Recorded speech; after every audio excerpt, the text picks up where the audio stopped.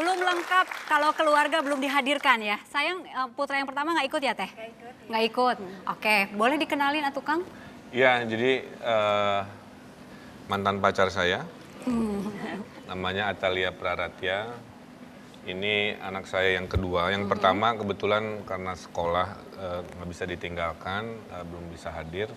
Yang kedua namanya Camelia Latetia Azahra. Waduh, panggilannya? Panggilannya Zara. Zara. Oke, katanya dapetin teteh ini nggak gampang ya? Waduh, Ketemunya gimana sih waktu itu?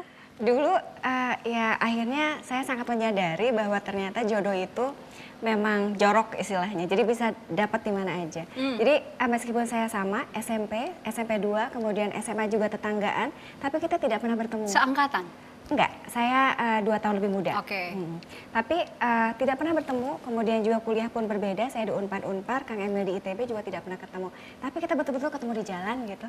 Jadi Ketemu di jalan, gimana ya, itu istilahnya Pak ketemunya? Amprok, istilahnya seperti itu. jadi gini, saya love at the first sight itu betul. Ya, satu itu. Kedua, jodoh itu jorok itu juga betul. Jadi Ibu Lia ya. Biasaan di masyarakat. Jadi istri saya itu dulu marketing perusahaan properti lah kira-kira begitu. Saya dulu bisa animasi kan sebagai arsitek. Ada pameran properti. Nah saya itu udah pulang, udah di pintu gerbang. Tapi aduh kebelet pipis gitu. Ini beneran nih? Beneran. Akhirnya daripada kebelet di angkot atau di taksi, saya balik kanan, masuk lagi ke ruangan.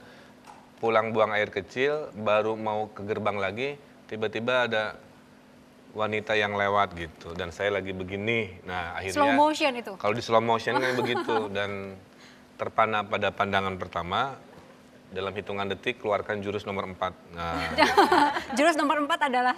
ya saya ada produk, bisa nggak ketemu kita bicara tentang ini? Beneran Teh? Iya. Kayak gitu?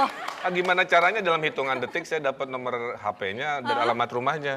Kecuali saya bilang saya ada animasi, Mbak kan kerja di perusahaan properti, mungkin kita cocok. Bisa nggak menghadap buat presentasi? Gitu. Dan tapi ternyata betul tadi seperti yang Teh Indri sampaikan bahwa tips pendekatannya itu dengan cara menggambar. Jadi surat-surat cintanya kepada saya itu penuh dengan gambar.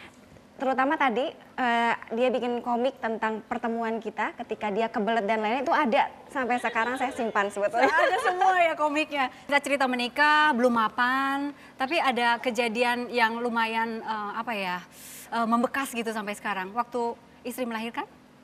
Ya itu banyak memori-memori yang luar biasa ya. Jadi saya ke Amerika kerja, terus istri nyusul. Nah, waktu istri hamil 8 bulan, tiba-tiba saya dipanggil oleh direktur perusahaan saya, bilang, Ridwan, visa kamu habis. Dan kami tidak bisa mempekerjakan ilegal yang visanya habis. Karena sebagai arsitek, kalau kerja formal harus ada visa. Jadilah saya mengaku saya bukan arsitek, saya kerja apa aja. Akhirnya diterima di sebuah perusahaan, kerjanya cuma ngukur-ngukur bangunan aja gitu. Nggak boleh ngaku arsitek karena formal kan. Gajinya gaji di bawah UMR gitu. Istri udah 9 bulan, nggak punya gaji yang besar, nggak ada asuransi, bingung gitu. Akhirnya orang miskin di kota New York, rame ya di ruangan sama-sama. Dan yang lucu kan pertama ya, dokter datang, Pak dokter ini istri saya mau melahirkan seperti itu gitu. Ya udah, sini saya suntik gitu, kata dokter. Saking paniknya saya nanya, yang disuntik saya apa dia dok? Terus kata dokternya ya bapak. Iya, kamu stres, udah kamu keluar aja gitu. Jadi saya pernah menjadi orang miskin kota, saya pernah menjadi minoritas, saya paham rasa sakitnya jadi minoritas. Beribadah susah, dilecehkan, maka saya jadi wali kota juga. Saya selalu bela minoritas juga gitu, bahwa semua orang harus diberi hak yang sama. Zara sedikit aja mau denger suaranya. Kamu paling suka sama Papap, lebih suka waktu sebelum jadi wali kota apa lebih suka sekarang? Sebelum jadi wali kota. Soalnya? Lebih seneng ngegambar terus waktunya lebih banyak buat Zara. Suka digambarin apa Zara? Gambar Zara. Sering dibuatin muka Zara gitu.